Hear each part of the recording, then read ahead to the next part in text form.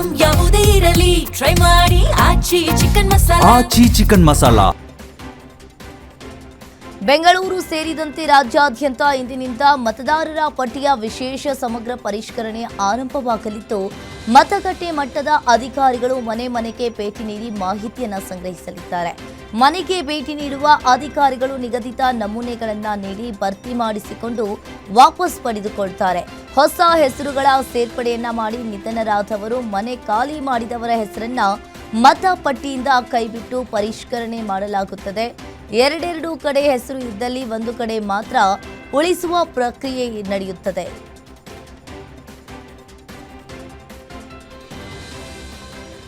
ಕರ್ನಾಟಕದಲ್ಲಿ ಇಂದಿನಿಂದ ಆರಂಭಗೊಳ್ಳಲಿರುವ ಮತದಾರರ ಪಟ್ಟಿಯ ವಿಶೇಷ ತೀವ್ರ ಪರಿಷ್ಕರಣೆಗೆ ರಾಜ್ಯ ಚುನಾವಣಾ ಆಯೋಗ ಬೇಕಾದ ತಯಾರಿ ಮಾಡಿಕೊಂಡಿದೆ.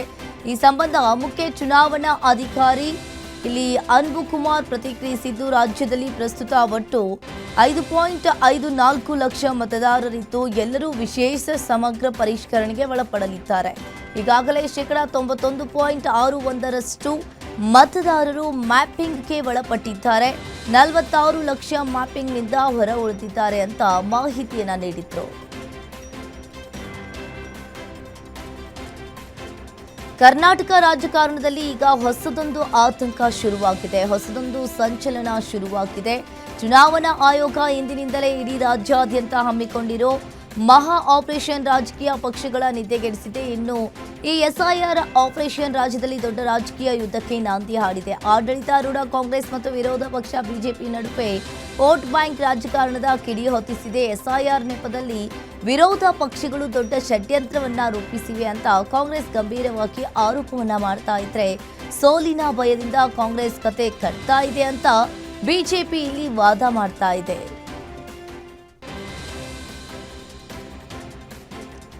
ಇಂದಿನಿಂದ ಎಸ್ಐಆರ್ ಪ್ರಕ್ರಿಯೆ ಪ್ರಾರಂಭವಾಗ್ತಾ ಇರುವ ಬಗ್ಗೆ ಸಿಎಂ ಡಿಕೆ ಶಿವಕುಮಾರ್ ಮಾತನಾಡಿದ್ದು, ಅನೇಕ ರಾಜ್ಯಗಳಲ್ಲಿ ನಡೆದಿದ್ದನ್ನ ನೀವು ನೋಡಿದ್ದೀರಿ.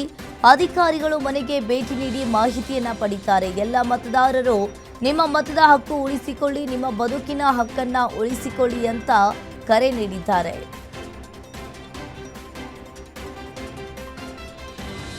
ಇಂದಿನಿಂದ ಎಸ್ಐಆರ್ ಪ್ರಕ್ರಿಯೆ ಆರಂಭವಾದ ಹಿನ್ನೆಲೆಯಲ್ಲಿ ಡಿಸಿಎಂ ಡಾಕ್ಟರ್ ಜಿ ಪರಮೇಶ್ವರ್ ಪ್ರತಿಕ್ರಿಯೆಯನ್ನ ನೀಡಿದ್ದಾರೆ. ಬೆಂಗಳೂರಿನಲ್ಲಿ ಮಾತನಾಡಿದ ಅವರು, ಎಸ್ಐಆರ್ ಬಗ್ಗೆ ಸಾಧಕ ಬಾಧಕಗಳನ್ನು ಚರ್ಚೆ ಮಾಡಿದ್ದೇವೆ. ಕಾರ್ಯಕರ್ತರು ಪಿಎಲ್ಒಗಳಿಗೆ ಎಚ್ಚರಿಕೆಯಿಂದಿರಲು ಸೂಚನೆಯನ್ನ ನೀಡಲಾಗಿದೆ. ಪಶ್ಚಿಮ ಬಂಗಾಳದಲ್ಲಿ ಕೆಲ ಅನುಮಾನಗಳು ಬಂದ ಹಿನ್ನೆಲೆಯಲ್ಲಿ ಕರ್ನಾಟಕದಲ್ಲಿ ಆ ರೀತಿ ಆಗದಂತೆ ಎಚ್ಚರಿಕೆಯನ್ನ ವಹಿಸಲು ಸೂಚಿಸಿದ್ದೇವೆ. ಪ್ರತಿ ತಾಲೂಕು ಜಿಲ್ಲಾ ಕೇಂದ್ರಗಳಲ್ಲಿ ವರ್ಕ್ಶಾಪ್ ಮಾಡುವಂತೆ ಹೇಳಿದ್ದೇವೆ.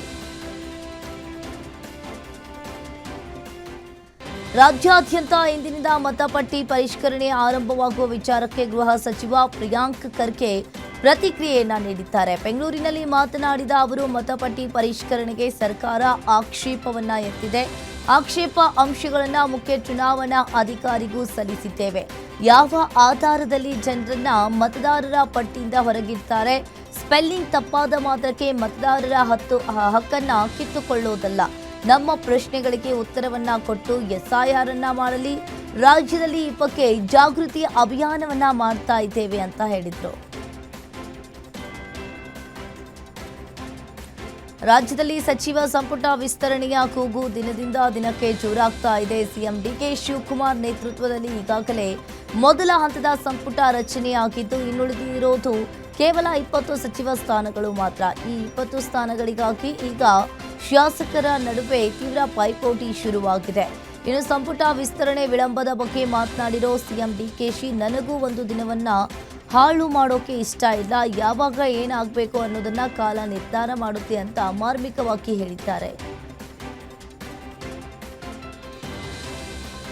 ರಾಜ್ಯ ಸಚಿವ ಸಂಪುಟ ವಿಸ್ತರಣೆ ಸದ್ಯಕ್ಕಂತೂ ನಡೆಯದಿದ್ರೂ ಕೂಡ ಆಡಳಿತ ಪಕ್ಷದಲ್ಲಿ ಚಟುವಟಿಕೆಗಳು ಜೋರಾಗಿವೆ. ಸಚಿವ ಸ್ಥಾನಕ್ಕಾಗಿ ಕಾಂಗ್ರೆಸ್ ಶಾಸಕರು ಸಿಎಂ ಡಿಕೆ ಶಿವಕುಮಾರ್ ಮೇಲೆ ಒತ್ತಡ ಹೆಚ್ಚಾಗಿದೆ. ಈ ವಾರ ರಾಹುಲ್ ಗಾಂಧಿ ವಿದೇಶ ಪ್ರವಾಸದಿಂದ ಭಾರತಕ್ಕೆ ವಾಪಸ್ಸಾಗಲಿದ್ದು, ಅವರ ಆಗಮನದ ಬಳಿಕ ಡಿಕೆ ಶಿವಕುಮಾರ್, ಮಾಜಿ ಸಿಎಂ ಸಿದ್ದರಾಮಯ್ಯ, ಕೆಪಿಸಿಸಿ ಅಧ್ಯಕ್ಷರು ದೆಹಲಿಗೆ ತೆರಳಿ ಹೈಕಮಾಂಡ್ ಜೊತೆ ಚರ್ಚೆ ನಡೆಸುವ ಸಾಧ್ಯತೆ ಇದೆ. ರಾಹುಲ್ ಗಾಂಧಿ ಜೊತೆಗಿನ ಸಭೆಯ ಬಳಿಕ ಸಚಿವರ ಅಂತಿಮ ಪಟ್ಟಿ ಸಿದ್ಧವಾಗುವ ನಿರೀಕ್ಷೆ ಇದೆ. ಜುಲೈ 2ನೇ ವಾರದಲ್ಲಿ ಸಚಿವ ಸಂಪುಟ ವಿಸ್ತರಣೆ ನಡೆಯುವ ಸಾಧ್ಯತೆ ಇದೆ.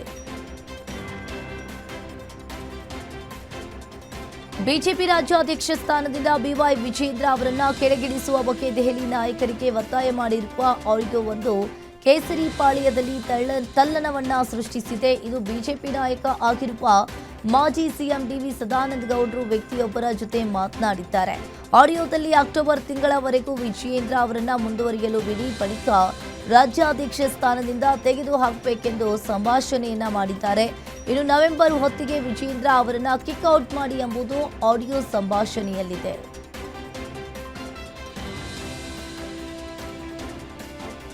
ಬಿಜೆಪಿ ರಾಜ್ಯಾಧ್ಯಕ್ಷ ಸ್ಥಾನದಿಂದ ಬಿವೈ ವಿಜಯೇಂದ್ರ ಅವರನ್ನ ಕೆಳಗಿಳಿಸುವ ಬಗ್ಗೆ ದೆಹಲಿ ನಾಯಕರಿಗೆ ಒತ್ತಾಯ ಮಾಡಿರುವ ಆಡಿಯೋ ಒಂದು ಕೇಸರಿ ಪಾಳ್ಯದಲ್ಲಿ ತಲ್ಲಣವನ್ನ ಸೃಷ್ಟಿಸಿತ್ತು. ಈ ಬಗ್ಗೆ ಈಗಾಗಲೇ ಸದಾನಂದ ಗೌಡ ಪ್ರತಿಕ್ರಿಯೆಯನ್ನ ಕೊಟ್ಟಿದ್ದಾರೆ. ಆ ಆಡಿಯೋ ನನ್ನದಲ್ಲ, ನನ್ನ ಬಗ್ಗೆ ಬಹಳ ದಿನಗಳಿಂದಲೂ ಚರ್ಚೆ ಆಗ್ತಾ ಇದೆ.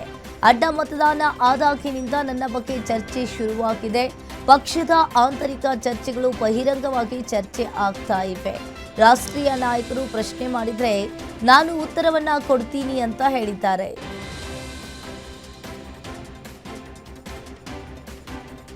ವೈರಲ್ ಆಗಿರುವ ಆಡಿಯೋ ವಿಚಾರಕ್ಕೆ ಮಾಜಿ ಶಾಸಕ ರೇಣುಕಾಚಾರ್ಯ ಪ್ರತಿಕ್ರಿಯಿಸಿದ್ದಾರೆ. ದಾವಣಗೆರೆಯಲ್ಲಿ ಮಾತನಾಡಿದ ಅವರು, ಪಿತೂರಿ ನಡೆಸಿದ್ರೆ ನಾವು ಸುಮ್ಮನೆ ಕೂರೋದಿಲ್ಲ. ಬಿಜೆಪಿ ರಾಜ್ಯಾಧ್ಯಕ್ಷರಾಗಿ 2 ವರ್ಷ ಪೂರೈಸಿದ್ದಾರೆ. ಪಕ್ಷ ಸಂಘಟನೆಯಲ್ಲಿ ಉತ್ತಮ ಕೆಲಸವನ್ನ ಮಾಡಿದ್ದಾರೆ. ರಾಜ್ಯದಲ್ಲಿ ಅನೇಕ ಹೋರಾಟವನ್ನ ವಿಜಯೇಂದ್ರ ಮಾಡಿದ್ದಾರೆ. ಇನ್ನು ಕೆಟ್ಟ ಹೆಸರು ತರಲು ಅಡ್ಡ ಮತದಾನವನ್ನ ಮಾಡಿದ್ದಾರೆ ಅಂತ ಆಕ್ರೋಶವನ್ನ ಹೊರಹಾಕಿದ್ರು.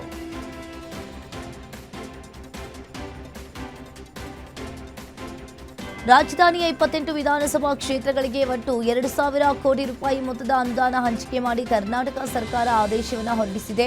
ರಾಜ್ಯದಲ್ಲಿ ಅತಿ ಹೆಚ್ಚು ಅನುದಾನ ಪಡೆದ ಕ್ಷೇತ್ರಗಳ ಪೈಕಿ ಕಾಂಗ್ರೆಸ್ ಶಾಸಕರೇ ಹೆಚ್ಚಿನ ಸಂಖ್ಯೆಯಲ್ಲಿದ್ದಾರೆ. ಬೆಂಗಳೂರಿನ ಶಿವಾಜಿನಗರ ಕ್ಷೇತ್ರಕ್ಕೆ ಬರೋಬ್ಬರಿ 80 ಕೋಟಿ ರೂಪಾಯಿ ಅನುದಾನ ನೀಡಲಾಗಿದೆ. ಅಲ್ಲದೆ ಬ್ಯಾಟರಾಯನಪುರ ಕ್ಷೇತ್ರಕ್ಕೆ 80 ಕೋಟಿ ರೂಪಾಯಿ ಅನುದಾನವನ್ನು ಮೀಸಲು ಇಡಲಾಗಿದೆ. ಅದೇ ರೀತಿಯಲ್ಲಿ ಗಾಂಧಿನಗರ, ಚಾಮರಾಜಪೇಟೆ ಕ್ಷೇತ್ರಗಳಿಗೂ ಕ್ರಮವಾಗಿ 73 ಕೋಟಿ ಮತ್ತು 71.5 ಕೋಟಿಯ ಅನುದಾನ ಮಂಜೂರು ಮಾಡಲಾಗಿದೆ. ಈ ಕುರಿತು ಟ್ವೀಟ್ ಮಾಡಿ ಆಕ್ರೋಶವನ್ನು ವ್ಯಕ್ತಪಡಿಸಿರುವ ವಿಪಕ್ಷ ನಾಯಕ ಆರ್ ಅಶೋಕ್, ನೀವು ಕರ್ನಾಟಕದ ಮುಖ್ಯಮಂತ್ರಿಯೇ ಅಥವಾ ಕಾಂಗ್ರೆಸ್ ಶಾಸಕರು ಪ್ರತಿನಿಧಿಸುವ ಕ್ಷೇತ್ರಗಳ ಮುಖ್ಯಮಂತ್ರಿಗೆ? ವಿರೋಧ ಪಕ್ಷದ ಕ್ಷೇತ್ರಗಳ ಜನರು ಏನು ಅಪರಾಧ ಮಾಡಿದ್ದಾರೆ? ಅವರು ಕಡಿಮೆ ತೆರಿಗೆ ಪಾವತಿಸುತ್ತಾರೆಯೇ? ಅವರು ಮೂಲಭೂತ ಮೂಲಸೌಕರ್ಯಕ್ಕೆ ಅರ್ಹರಲ್ಲವೇ ಅಂತ ಹೇಳಿ ಪ್ರಶ್ನೆ ಮಾಡಿದ್ದಾರೆ. ಪ್ರತಿಯೊಬ್ಬ ಬೆಂಗಳೂರಿನವರು ತೆರಿಗೆ ಪಾವತಿಸುತ್ತಾರೆ. ಪಕ್ಷದ ಆಧಾರದ ಮೇಲೆ ಸಾರ್ವಜನಿಕ ಹಣವನ್ನು ವಿತರಿಸಲು ಸಾಧ್ಯವಿಲ್ಲವೆಂದು ಕಿಡಿಕಾರಿದ್ದಾರೆ. ಬಿಡದಿ ಟೌನ್ಶಿಪ್ ವಿಚಾರ ಮತ್ತೆ ರಾಜಕೀಯ ಕಾವು ಪಡೆದುಕೊಂಡಿದೆ. ಎಚ್ಡಿಕೆ ಮತ್ತು ಡಿಕೆಶಿ ನಡುವಿನ ವಾಕ್ಸಮರ ಈಗ ರೈತರ ಅಂಗಳಕ್ಕೆ ತಲುಪಿದ್ದು, ಈಗಾಗಲೇ ರೈತರೊಂದಿಗೆ ಸಮಾಲೋಚನೆ ನಡೆಸಿರುವ ಎಚ್ಡಿ ಕುಮಾರಸ್ವಾಮಿ ಅವರ ನಡೆಗೆ ಪ್ರತಿಯಾಗಿ ಮುಖ್ಯಮಂತ್ರಿ ಡಿಕೆ ಶಿವಕುಮಾರ್ ಕೂಡ ರೈತರನ್ನ ಭೇಟಿ ಮಾಡಲು ನಿರ್ಧಾರ ಮಾಡಿದ್ದಾರೆ. ಜುಲೈ 4ರಂದು ಬಿಡದಿ ಟೌನ್ಶಿಪ್ ವ್ಯಾಪ್ತಿಯ ರೈತರೊಂದಿಗೆ ಸಭೆ ನಡೆಸಲು ಡಿಕೆಶಿ ನಿರ್ಧರಿಸಿದ್ದಾರೆ. ರೈತರ ಅಭಿಪ್ರಾಯವನ್ನ ಸಂಗ್ರಹಿಸಿ ಮುಂದಿನ ತೀರ್ಮಾನವನ್ನ ಕೈಗೊಳ್ಳುವ ಸಾಧ್ಯತೆ ಇದೆ. ಶಾಸಕ ಪ್ರದೀಪ್ ಈಶ್ವರ್ ಮೇಲೆ ಚಪ್ಪಲಿ ಎಸೆದ ಪ್ರಕರಣಕ್ಕೆ ಸಂಬಂಧಿಸಿದಂತೆ ನಿಖಿಲ್ ಕುಮಾರಸ್ವಾಮಿ ಅಣಕೂರು ಜೈಲಿಗೆ ಭೇಟಿ ಕೊಟ್ಟಿದ್ದಾರೆ. ಈ ವೇಳೆ ಮಾತನಾಡಿದ ನಿಖಿಲ್ ಕುಮಾರಸ್ವಾಮಿ, ಚಿಕ್ಕಬಳ್ಳಾಪುರದಲ್ಲಿ ಟಾರ್ಗೆಟ್ ರಾಜಕಾರಣ ನಡೀತಾ ಇದೆ. ಅಮಾಯಕ ಕಾರ್ಯಕರ್ತರನ್ನ ಟಾರ್ಗೆಟ್ ಮಾಡಿದ್ದಾರೆ. ಸರ್ಕಾರದ ತಪ್ಪು ಎತ್ತಿ ಹಿಡಿಯುವವರನ್ನೇ ಟಾರ್ಗೆಟ್ ಮಾಡಿದ್ದಾರೆ. ರಾಜಕಾರಣಿಗಳ ಒತ್ತಡಕ್ಕೆ ಮಣಿದು ಎಫ್ಐಆರ್ ಹಾಕಿದ್ದಾರೆ. ನಿಜಕ್ಕೂ ಅರೆಸ್ಟ್ ಆಗಿರುವ ಕುಟುಂಬಗಳಿಗೆ ಆಘಾತ ಉಂಟಾಗಿದೆ ಅಂತ ಹೇಳಿದ್ದಾರೆ.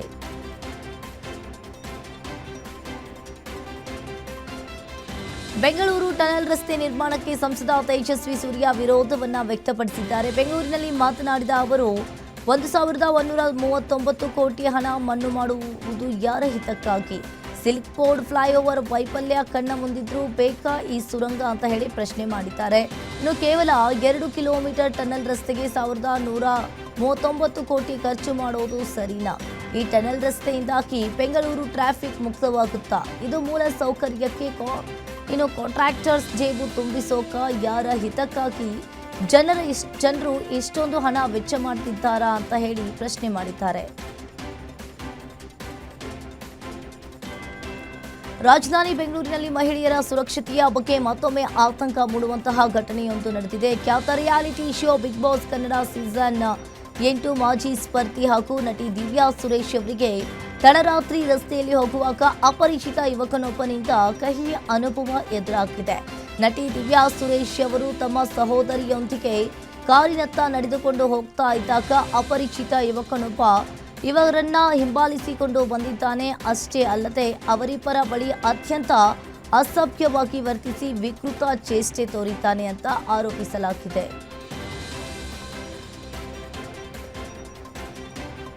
ರಾಜ್ಯಾದ್ಯಂತ ಮುಂಗಾರು ಕೈಕೊಟ್ಟಿದ್ದು ಬೆಳೆದ ಬೆಳೆಗೆ ನೀರಿಲ್ಲದೆ ಅನ್ನದಾತರು ಸಂಕಷ್ಟದಲ್ಲಿ ಸಿಲುಕಿದ್ದಾರೆ. ನೀರಿಗಾಗಿ ಮಂಡ್ಯದ ರೈತರು ಕಾವೇರಿ ನೀರಾವರಿ ನಿಗಮದ ಬಳಿ ಪ್ರತಿಭಟನೆ ಮಾಡಿದ್ದಾರೆ. ಒಣಗ್ತಾ ಇರುವ ಬೆಳೆಗಳಿಗೆ ಇಲ್ಲಿ ಕೆರೆ ಕಟ್ಟೆ ಹಾಗೂ ಜಾನುವಾರುಗಳಿಗೆ ನೀರು ಬಿಡಲು ಆಗ್ರಹಿಸಿ ಸರ್ಕಾರ ಹಾಗೂ ಅಧಿಕಾರಿಗಳ ವಿರುದ್ಧ ಘೋಷಣೆಯನ್ನ ಕೂಗಿ ಆಕ್ರೋಶವನ್ನ ಹೊರಹಾಕಿದ್ದಾರೆ. ರೈತರ ಬದುಕಿನ ಬಗ್ಗೆ ಜನಪ್ರತಿನಿಧಿಗಳು ತಲೆ ಕೆಡಿಸಿಕೊಳ್ತಾ ಇಲ್ಲ. ಬೆಳೆದ ಬೆಳೆಗೆ ನೀರು ಕೊಡದೆ ಕಾರಿನಲ್ಲಿ ಬಂದು ಗುದ್ದಲಿ ಪೂಜೆಯನ್ನ ಮಾಡ್ತಾರೆ ಅಂತ ಕಿಡಿಕಾರಿದ್ರು.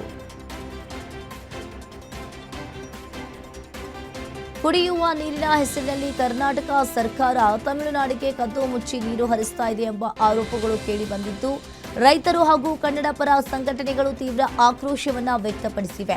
ಕಳೆದ 3 ದಿನಗಳಿಂದ ಕೆಆರ್ಎಸ್ ಅಣೆಕಟ್ಟಿನಿಂದ ಕಾವೇರಿ ನದಿಗೆ ಸುಮಾರು 2,000 ಕ್ಯೂಸೆಕ್ ನೀರು ಬಿಡುಗಡೆ ಮಾಡಲಾಗ್ತಾ ಇದೆ. ಇನ್ನು ಈ ಕ್ರಮದ ವಿರುದ್ಧ ರೈತರು ಹಾಗೂ ಕನ್ನಡ ಪರ ಸಂಘಟನೆಗಳು ತೀವ್ರ ವಿರೋಧವನ್ನ ವ್ಯಕ್ತಪಡಿಸಿದ್ದು, ಕುಡಿಯುವ ನೀರಿನ ನೆಪದಲ್ಲಿ ತಮಿಳುನಾಡಿಗೆ ನೀರು ಹರಿಸಿದ್ರೆ ರಾಜ್ಯಾದ್ಯಂತ ಹೋರಾಟವನ್ನ ನಡೆಸುವುದಾಗಿ ಎಚ್ಚರಿಕೆಯನ್ನ ನೀಡಿದ್ದಾರೆ.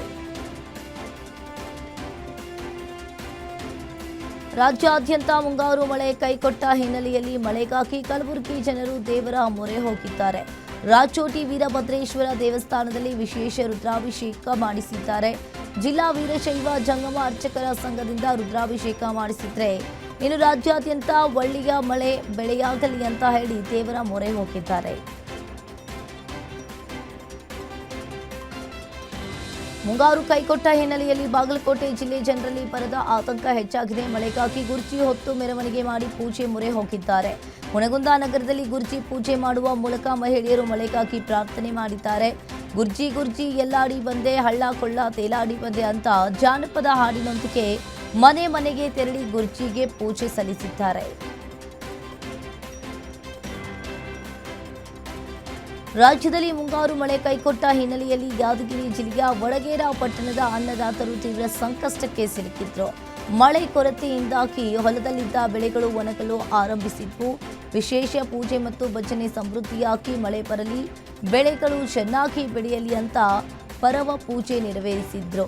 ರೈತರ ಭಕ್ತಿಗೆ ಮೆಚ್ಚಿದಂತೆ ದೇವಸ್ಥಾನದಲ್ಲಿ ಪೂಜೆ ಮುಗಿತಾ ಇದ್ದಂತೆಯೇ ವಡಗೇರ ಪಟ್ಟಣದಲ್ಲಿ ವರುಣದೇವ ಧರೆಗುರುಳಿದ್ದಾನೆ.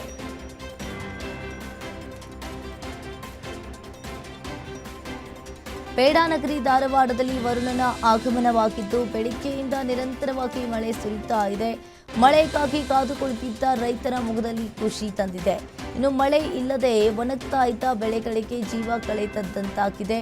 ಧಾರವಾಡ ನಗರ ಸೇರಿ ಜಿಲ್ಲೆಯ ಕೆಲ ಭಾಗಗಳಲ್ಲಿ ಮಳೆಯೂ ಸುರಿತಾ ಇದೆ.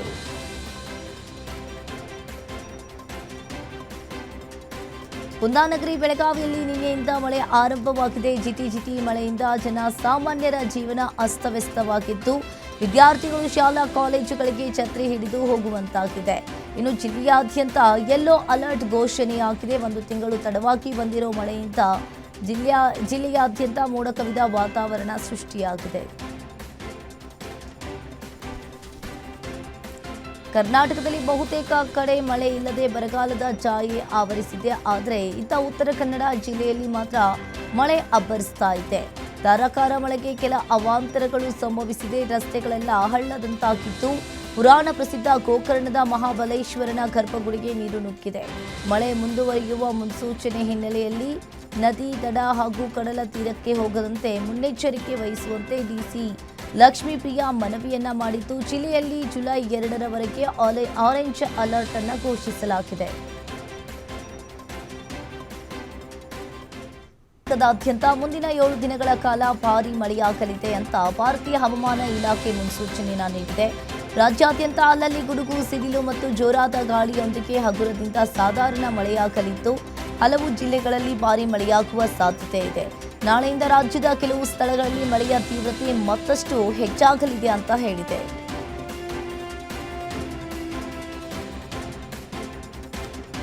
ಭಾರತೀಯ ಚುನಾವಣಾ ಆಯೋಗವು ಮತದಾರರ ಪಟ್ಟಿಯನ್ನ ಸಂಪೂರ್ಣವಾಗಿ ಶುದ್ಧೀಕರಿಸಲು ನಕಲಿ ಮತದಾರರಿಗೆ ಬ್ರೇಕ್ ಹಾಕಲು ಇಂದಿನಿಂದ ಅತ್ಯಂತ ಕಟ್ಟುನಿಟ್ಟಿನ 3ನೇ ಹಂತದ ವಿಶೇಷ ಸಮಗ್ರ ಪರಿಷ್ಕರಣೆ ಪ್ರಕ್ರಿಯೆಯನ್ನ ಆರಂಭಿಸ್ತಾ ಇದೆ.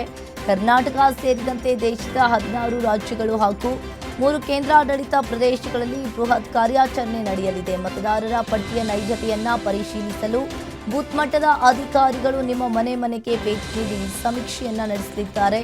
ಸಮೀಕ್ಷೆಯ ವೇಳೆ ವೋಟರ್ ಐಡಿ ಹಾಗೂ ಆಧಾರ್ ಕಾರ್ಡ್ ವಿವರಗಳ ಹೊಂದಾಣಿಕೆಯನ್ನ ಕಡ್ಡಾಯಗೊಳಿಸಲಾಗಿದೆ.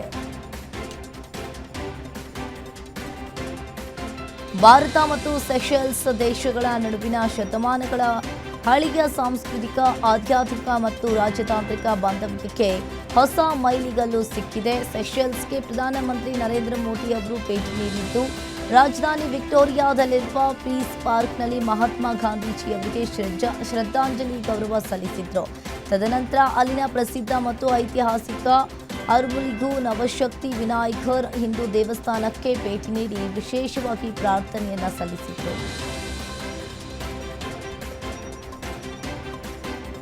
ದೇಶದಾದ್ಯಂತ ನಾಳೆಯಿಂದ ಹಲವು ಪ್ರಮುಖ ನಿಯಮಗಳಲ್ಲಿ ಮಹತ್ವದ ಬದಲಾವಣೆಗಳು ಜಾರಿಗೆ ಬರಲಿವೆ. ಬ್ಯಾಂಕಿಂಗ್, ತೆರಿಗೆ, ರೈಲ್ವೆ, ಆಧಾರ್ ಹಾಗೂ ಎಲ್ಪಿಜಿ ಸೇರಿದಂತೆ ವಿವಿಧ ಕ್ಷೇತ್ರಗಳಲ್ಲಿ ಹೊಸ ನಿಯಮಗಳು ಪರಿಣಾಮ ಬೀರುವ ಸಾಧ್ಯತೆ ಇದೆ.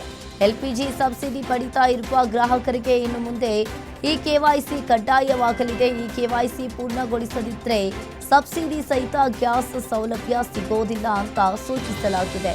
ಜೊತೆಗೆ ಜುಲೈ 1ರಿಂದ ಎಲ್ಪಿಜಿ, ಸಿಎನ್ಜಿ ಹಾಗೂ ಪಿಎನ್ಜಿ ದರಗಳಲ್ಲಿ ಏರಿಕೆ ಸಾಧ್ಯತೆ ಇದೆ. ಅದೇ ವೇಳೆ ಎಸ್ಬಿಐ ಮತ್ತು ಎಚ್ಡಿಎಫ್ಸಿ ಸೇರಿದಂತೆ ಹಲವು ಬ್ಯಾಂಕ್ಗಳ ಕ್ರೆಡಿಟ್ ಕಾರ್ಡ್ ನಿಯಮಗಳಲ್ಲಿ ಬದಲಾವಣೆಗಳು ಕೂಡ ಜಾರಿಗೆ ಬರಲಿವೆ.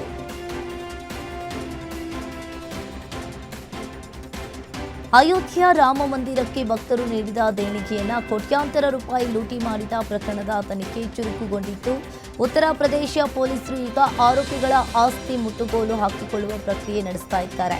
ಈ ಅಧಿಕಾರಿಗಳು ಶಾಕ್ ಆಗುವ ಘಟನೆಯೊಂದು ನಡೆದಿದೆ. ಕೇವಲ 22 ವರ್ಷ ವಯಸ್ಸಿನ ತಿಂಗಳಿಗೆ 15,000 ರೂಪಾಯಿ ಸಂಬಳ ಪಡಿತಾ ಇದ್ದ ಬ್ಯಾಂಕ್ನ ಔಟ್ಸೋರ್ಸಿಂಗ್ ಸಿಬ್ಬಂದಿ ಅನುಕಲ್ಪ್ ಮಿಶ್ರಾ ರಾಮನ ದುಡ್ಡನ್ನು ಕದ್ದು ಅಲ್ಪಾವಧಿಯಲ್ಲೇ ಕೋಟ್ಯಾಧಿಪತಿಯಾಗಿರುವ ಸತ್ಯ ತನಿಖೆಯಲ್ಲಿ ಬಯಲಾಗಿದೆ.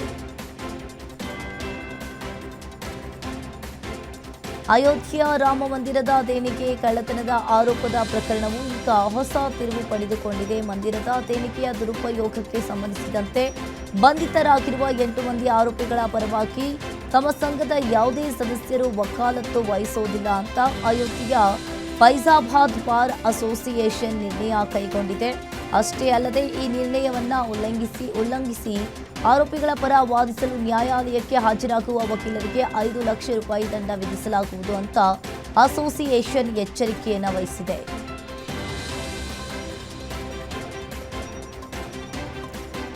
ಉತ್ತರ ಪ್ರದೇಶದ ಅಯೋಧ್ಯೆಯ ರಾಮ ಮಂದಿರದ ದೇಣಿಗೆ ದುರುಪಯೋಗ ಪ್ರಕರಣದ ಎಲ್ಲ 8 ಆರೋಪಿಗಳನ್ನು ಸ್ಥಳೀಯ ನ್ಯಾಯಾಲಯ 14 ದಿನಗಳ ನ್ಯಾಯಾಂಗ ಬಂಧನಕ್ಕೆ ಒಪ್ಪಿಸಿದೆ. ಹೀಗಾಗಿ ಈ ಆರೋಪಿಗಳು ಜುಲೈ 13ರವರೆಗೆ ನ್ಯಾಯಾಂಗ ಬಂಧನದಲ್ಲಿ ಇರಲಿದ್ದಾರೆ.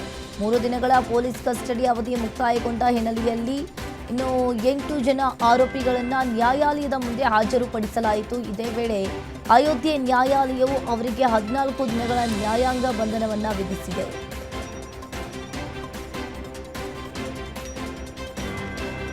ಅಯೋಧ್ಯೆಯ ರಾಮ ಮಂದಿರದಲ್ಲಿ ದೇಣಿಗೆ ಕಳ್ಳತನ ಪ್ರಕರಣಕ್ಕೆ ಸಂಬಂಧಿಸಿದಂತೆ ಜುಲೈ 6ರಂದು ಈಗ ಅಯೋಧ್ಯೆಯಲ್ಲಿ ರಾಮ ಮಂದಿರ ಟ್ರಸ್ಟ್ ಸಭೆ ಕರೆಯಲಾಗಿದೆ. ಈ ಮೊದಲು ಜುಲೈ 11ರಂದು ಸಭೆ ನಿಗದಿ ಮಾಡಲಾಗಿತ್ತು. ಆದರೆ 5 ದಿನಗಳ ಮೊದಲೇ ಸಭೆ ನಡೆಸುವ ರಾಮ ಮಂದಿರ ಟ್ರಸ್ಟ್ ಮುಂದಾಗಿದ್ದು, ಚಂಪತ್ ರಾಯ್, ಅನಿಲ್ ಮಿಶ್ರಾ ಅವರನ್ನ ಟ್ರಸ್ಟ್ ಸದಸ್ಯತ್ವದಿಂದ ವಜಾ ಮಾಡುವ ಸಾಧ್ಯತೆಗಳಿವೆ.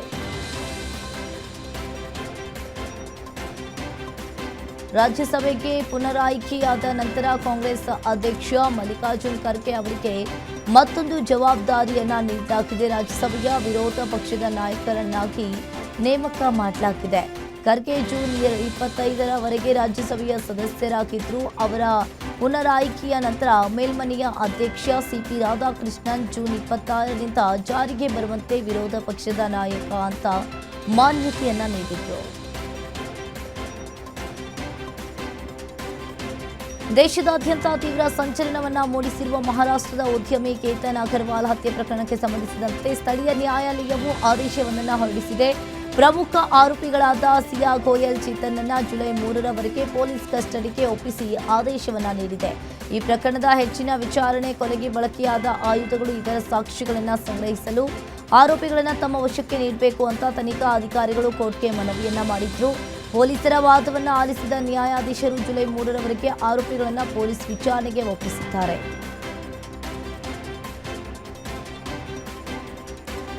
ಜಮ್ಮು ಮತ್ತು ಕಾಶ್ಮೀರದ ರಿಯಾಸಿ ಜಿಲ್ಲೆಯ ಮಾತಾ ವೈಷ್ಣೋದೇವಿ ದೇವಸ್ಥಾನದ ಬಳಿ ಕೇಂದ್ರ ಕೈಗಾರಿಕಾ ಭದ್ರತಾ ಪಡೆ ಸಿಬ್ಬಂದಿಯನ್ನ ಹೊತ್ತೊಯ್ತಾ ಇದ್ದ ಬಸ್ ಭೀಕರ ಅಪಘಾತಕ್ಕೆ ಒಳಗಾಗಿದೆ. ತಾರಕೋಟ್ ಮಾರ್ಗದಲ್ಲಿ ವಾಹನವು ಚಾಲಕನ ನಿಯಂತ್ರಣ ತಪ್ಪಿ ಪಲ್ಟಿಯಾಗಿತ್ತು. 8 ಮಂದಿ ಸಿಐಎಸ್ಎಫ್ ಸಿಬ್ಬಂದಿ ಮತ್ತು ಚಾಲಕ ಗಾಯಗೊಂಡಿದ್ದಾರೆ. ಗಾಯಾಳುಗಳ ಪೈಕಿ 3 ಸಿಐಎಸ್ಎಫ್ ಸಿಬ್ಬಂದಿಯ ಸ್ಥಿತಿ ಗಂಭೀರವಾಗಿದೆ ಅಂತ ವರದಿಯಾಗಿದೆ.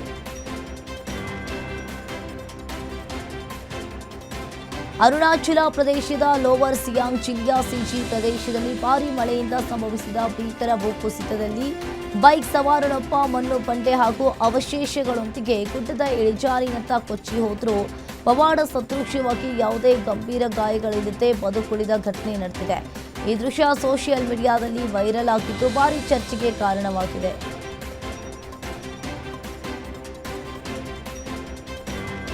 ಪಶ್ಚಿಮ ಏಷ್ಯಾ ಬಿಕ್ಕಟ್ಟಿನಿಂದ ಉಂಟಾದ ವಾರಗಳ ಅಡಚಣೆಯ ನಂತರ ದೇಶೀಯ ಇಂಧನ ಪೂರೈಕೆ ಸ್ಥಿರವಾಗಿದೆ ಅಂತ ಪೆಟ್ರೋಲಿಯಂ ಮತ್ತು ನೈಸರ್ಗಿಕ ಅನಿಲ ಸಚಿವಾಲಯ ಪೆಟ್ರೋಲ್ ಮತ್ತು ಡೀಸೆಲ್ ಮಾರಾಟದ ಮೇಲಿನ ತುರ್ತು ನಿರ್ಬಂಧಗಳನ್ನು ಹಿಂದಕ್ಕೆ ಪಡೆದಿದೆ. ಇಂದಿನಿಂದ ಜಾರಿಗೆ ಬರುವಂತೆ ಸಾರ್ವಜನಿಕ ವಲಯದಲ್ಲಿ ತೈಲ ಮಾರುಕಟ್ಟೆ ಕಂಪನಿಗಳ ಚಿಲ್ಲರೆ ಮಾರಾಟ ಮಳಿಗೆಗಳ ಮೂಲಕ ಮೋಟಾರ್ ಸ್ಪಿರಿಟ್ ಮತ್ತು ಹೈಸ್ಪೀಡ್ ಡೀಸೆಲ್ ಮಾರಾಟ ಮತ್ತು ವಿತರಣೆಯನ್ನು ನಿಯಂತ್ರಿಸುವ ತಾತ್ಕಾಲಿಕ ನಿಯಂತ್ರಕ ಕ್ರಮಗಳನ್ನು ಹಿಂತೆಗೆದುಕೊಂಡಿದೆ.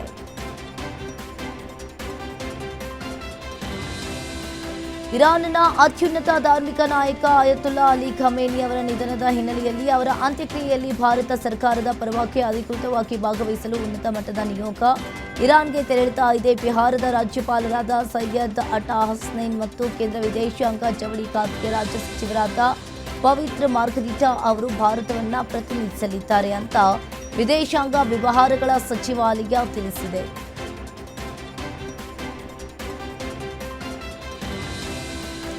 ಅಮೆರಿಕ ಮತ್ತು ಇರಾನ್ ನಡುವಿನ ರಾಜತಾಂತ್ರಿಕ ಬಾಂಧವ್ಯದಲ್ಲಿ ತೀವ್ರ ಕುತೂಹಲವನ್ನು ಕೆರಳಿಸುವ ಬೆಳವಣಿಗೆಯೊಂದು ನಡೆದಿದೆ. ಇರಾನ್ ದೇಶದ ಮನವಿಯ ಮೇರೆಗೆ ಇಂದು ಕತಾರ್ನ ದೋಹಾದಲ್ಲಿ ಉಭಯ ದೇಶಗಳ ನಡುವೆ ಮಹತ್ವದ ಸಭೆ ನಿಗದಿಯಾಗಿದೆ ಅಂತ ಅಮೆರಿಕ ಅಧ್ಯಕ್ಷ ಡೊನಾಲ್ಡ್ ಟ್ರಂಪ್ ಘೋಷಿಸಿದ್ದಾರೆ.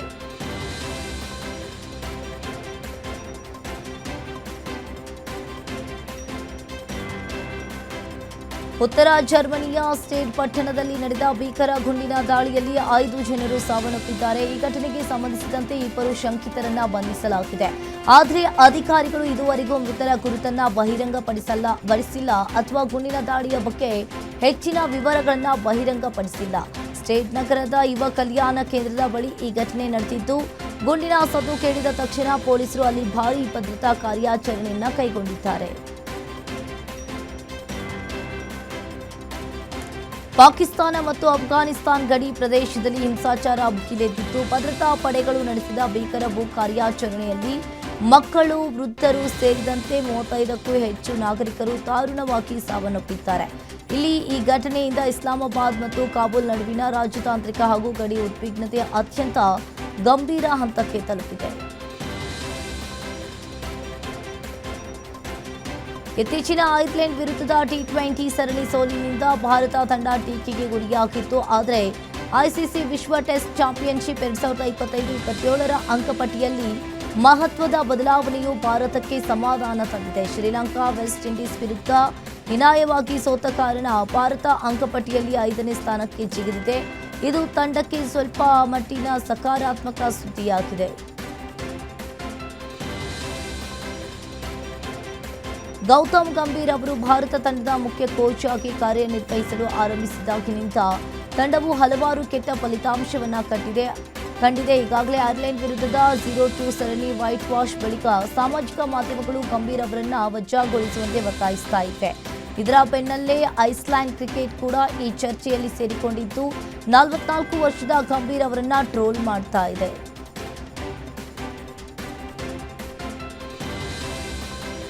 ಐರ್ಲೆಂಡ್ ವಿರುದ್ಧದ T20 ಸರಣಿಯಲ್ಲಿ ಭಾರತ ಸೋತರೂ ಪ್ರಿನ್ಸ್ ಯಾದವ್ ಚೊಚ್ಚಲ ಪಂದ್ಯದಲ್ಲಿ ಮಿಂಚಿದ್ದಾರೆ.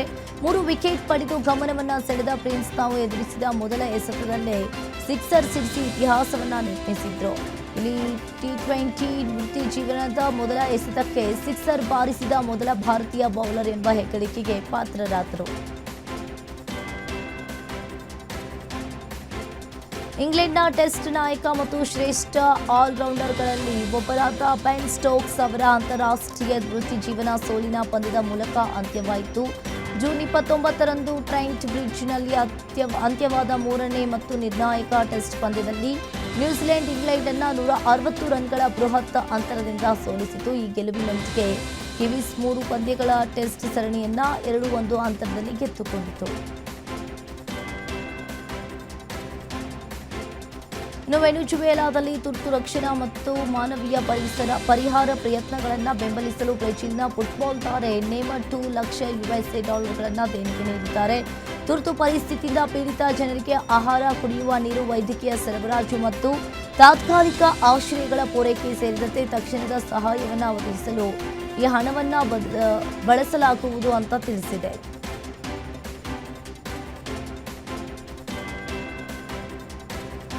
ಜೂನಿಯರ್ ಎನ್ಟಿಆರ್ ನಿರ್ದೇಶಕ ತ್ರಿವಿಕ್ರಮ್ ಶ್ರೀನಿವಾಸ್ ಕಾಂಬಿನೇಷನ್ನ ಹೊಸ ಬಿಗ್ ಬಜೆಟ್ ಪೌರಾಣಿಕ ಚಿತ್ರ ಜೂನ್ 29ರಂದು ಅಧಿಕೃತವಾಗಿ ಪ್ರಕಟವಾಗಿದೆ. ಎನ್ಟಿಆರ್ ಆರ್ಟ್ಸ್ ಹಾಗೂ ಹಾರಿಕಾ ಅಂಡ್ ಹಾಸಿನಿ ಕ್ರಿಯೇಷನ್ಸ್ ಜಂಟಿಯಾಗಿ ನಿರ್ಮಿಸ್ತಾ ಇರುವ ಈ ಚಿತ್ರಕ್ಕೆ ಅನಿರುದ್ಧ್ ರವಿಚಂದರ್ ಸಂಗೀತವನ್ನ ನೀಡ್ತಾ ಇದ್ದಾರೆ.